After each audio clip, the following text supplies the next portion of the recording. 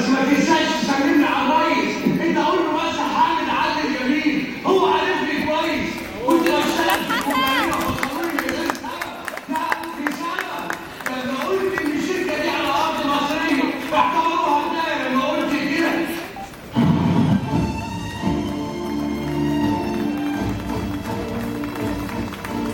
الكاتب الكبير محفوظ عبد الرحمن.